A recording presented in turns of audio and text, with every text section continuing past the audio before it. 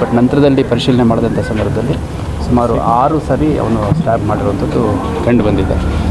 ಅದ್ರ ಜೊತೆಗೆ ಆ ಸ್ಟ್ಯಾಬ್ ಇಂಜುರಿ ಸ್ವಲ್ಪ ವೈಟಲ್ ಆರ್ಗನ್ಸ್ ಹತ್ತತ್ರ ಹೋಗಿದೆ.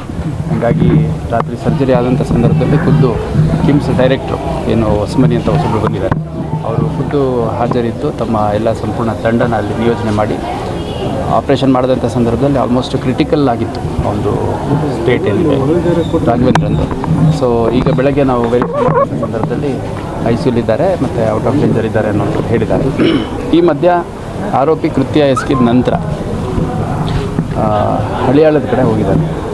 ಅದರಲ್ಲಿ 2 ಆರೋಪಿಗಳಲ್ಲಿ ಒಬ್ಬ ತಪ್ಪಿಸ್ಕೊಂಡು ನಿನ್ನ ಕಡೆ ನೀನು ಹೋಗು ಅಂತ ಹೇಳಿಬಿಟ್ಟು ಆ ಪ್ರಮುಖ ಆರೋಪಿ ಏನಿದೆ ನಿನ್ನೆ ಹಳಿಯಾಳದ ಕಡೆ ಹೋಗಿದ್ದಾನೆ. ಹಳಿಯಾಳಕ್ಕೆ ಹೋಗಿ ಆಮೇಲೆ ಅಲ್ಲೆಲ್ಲ ಯಾರ್ಯಾರ ಹತ್ರ ಸಂಪರ್ಕ ಮಾಡಿ ಅಲ್ಲಿಂದ ತಪ್ಪಿಸ್ಕೊಂಡು ಹೋಗ್ಲಿಕ್ಕೆಲ್ಲ ಪ್ಲ್ಯಾನ್ ಮಾಡೋಕ್ಕೆಲ್ಲ ಇದು ಮಾಡಿದಾಗ ಬೇಡ ತಪ್ಪಿಸ್ಕೊಂಡು ಹೋಗ್ಬೇಡ ಅಂತೆಲ್ಲ ಯಾರೋ ಹೇಳಿದರು ಅಂತಂದು ಈ ವಿದ್ಯಾಗಿರಿ ಪೊಲೀಸ್ ಠಾಣಾ ಸರಹದ್ದಿನಲ್ಲಿ ಸ್ಟೇಷನ್ ಪ್ರಿಮೈಸಸ್ಸಲ್ಲೇ ಮೂವ್ಮೆಂಟ್ ಮಾಡ್ತಾಯಿದ್ದಾನೆ ಅಂತ ಕಂಡು ಬಂದು ಇಮಿಡಿಯೇಟ್ ನಮ್ಮ ಆಫೀಸರ್ ಸ್ಟಾಫ್ ಅವನ್ನ ವಶಕ್ಕೆ ತೊಗೊಂಡು ವಿಚಾರಣೆ ನಡೆಸಿದ್ದಾರೆ. ವಿಚಾರಣೆ ನಡೆಸಿದಂಥ ಸಂದರ್ಭದಲ್ಲಿ ನಾನೊಬ್ಬನೇ ಇನ್ವಾಲ್ವ್ ಆಗಿದ್ದೀನಿ, ಇದರಲ್ಲಿ ಯಾರೂ ಇಲ್ಲ ಅಂತ ಭಾಳ ವಾದ ಮಾಡಿದ್ದಾನೆ.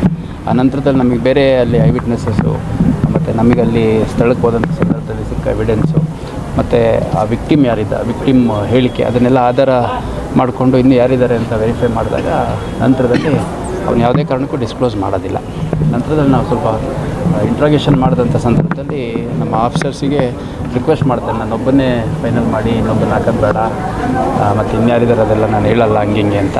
ನಂತರ ಫರ್ದರ್ ಇಂಟ್ರಾಗೇಷನ್ ಆದಾಗ ಕಡೆಗೆ ವಿದ್ಯಾಗಿರಿ ಪೊಲೀಸ್ ಠಾಣಾ ಸರಹದ್ದಿನಲ್ಲಿರುವಂಥ ಔಟ್ಸ್ಕರ್ಟ್ಸ್ ಏರಿಯಾದಲ್ಲಿ ಎಲ್ಲಿ ಅವರು ಈ ಒಂದು ಇನ್ಸಿಡೆಂಟ್ ಬಗ್ಗೆ ಪ್ಲ್ಯಾನ್ ಮಾಡಿದರು, ಕೂತ್ಕೊಂಡು ಡಿಸ್ಕಸ್ ಮಾಡಿದರು ಆ ಜಾಗವನ್ನು. ಮತ್ತು ಅಲ್ಲಿ ಆರೋಪಿಗಳಲ್ಲೇ ಸುತ್ತಮುತ್ತ ಇರ್ತಾರೆ.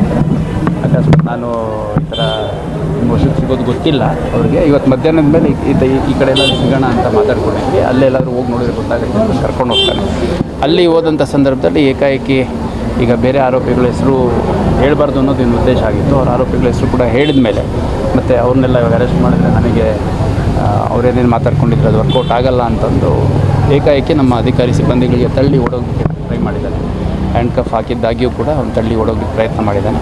ಆ ಮಧ್ಯೆ ನಮ್ಮ ಸ್ಥಳೀಯ ಅಧಿಕಾರಿ ಯಾರು ಅವನ್ನ ಕರ್ಕೊಂಡು ಹೋಗಿದ್ರು, ಒಂದು ರೌಂಡ್ ಏರ್ ಫೈರ್ ಮಾಡಿ ವಾರ್ನ್ ಕೊಟ್ಟಿದ್ದಾರೆ. ಅದಾದಮೇಲೆ 2 ರೌಂಡ್ ಅವನ ಮೇಲೆ ಫೈರ್ ಮಾಡಿದರೆ ಒಂದು ಎಡಗಾಲಿಗೆ ತಗಲಿ ಅಲ್ಲಿ ವಶಕ್ಕೆ ತೊಗೊಂಡಿದ್ದಾರೆ.